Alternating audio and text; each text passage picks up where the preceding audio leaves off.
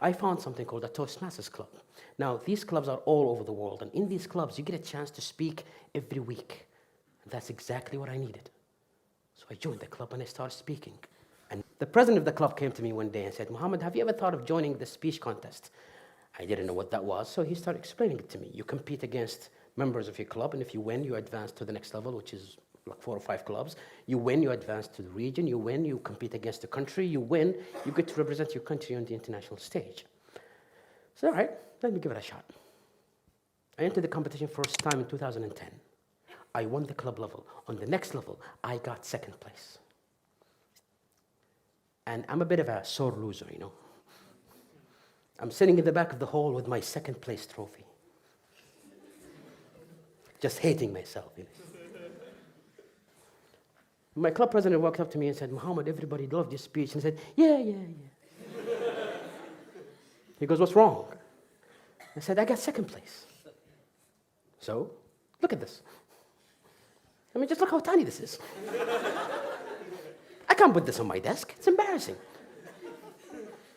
He said something to me I would never forget. He said, Mohammed, if a piece of glass is what you are after, I'll take you now and I'll buy you the biggest one. I'll buy you the biggest one in the market. Is that what you are really after? Just a piece of glass. So my friend said, what is your target? You should have a target to know this, what success is for you. And I thought about it for a minute and I thought, well, I would like to speak to 1,000 people. If I get a chance to talk to 1,000 people in the audience, that is my dream. And he smiled. And he said, if that's your dream, one day, I don't know when, but one day, you will reach to the finals and you will speak in front of thousands. Then he gave me a piece of paper and a pen.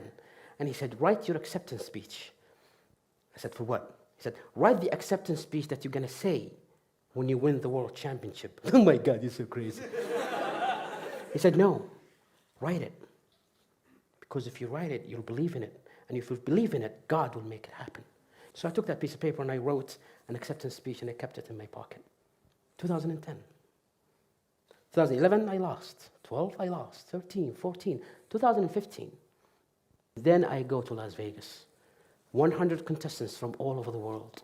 They do a draw, and every contestant is placed in a group. This group competes, and from each group, only one person advances, and you get 10 people in the finals. I enter the first competition. I have no expectations at all. I give my talk, and boom, I won. And now I'm in the finals. The best 10 speakers in the world, and I'm one of them. And when you get close to that big piece of glass, you start forgetting your true purpose. Just right there. I can get it. Now, they do a draw to see who's going to speak first and who's going to speak last. When they did the draw, I was the last speaker, which means I get to see all the other speakers before me. So the first guy took the stage, and oh my God, he was amazing. Every word is calculated, every hand movement, everything is perfect. And I thought, okay, maybe I'll get 2nd place. The second guy comes in and he's even better. Okay, maybe 3rd place. And everybody took the stage was better than the one before. And that's when I thought to myself, you know what? You're not going to win this.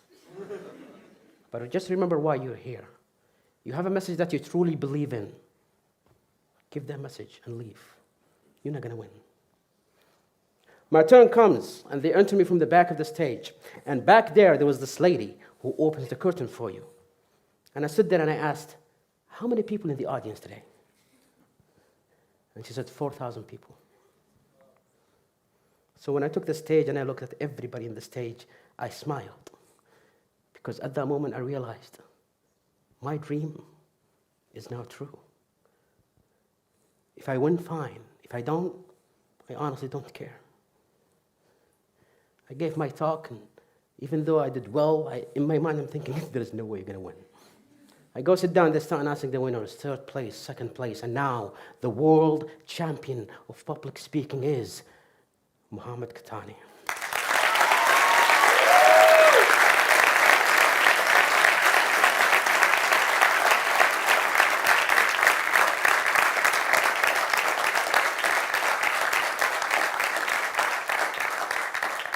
And I walked onto the stage like a crazy person. And they gave me that trophy and they said, would you like to say a few words? And I stood on that podium and I said the exact same acceptance speech that I wrote 5 years ago.